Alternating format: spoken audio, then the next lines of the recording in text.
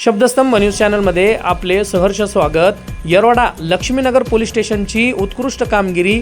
यल्लम्मा देवीचे मुकुट चोरणाऱ्या चोराला ठोकल्या बेड्या।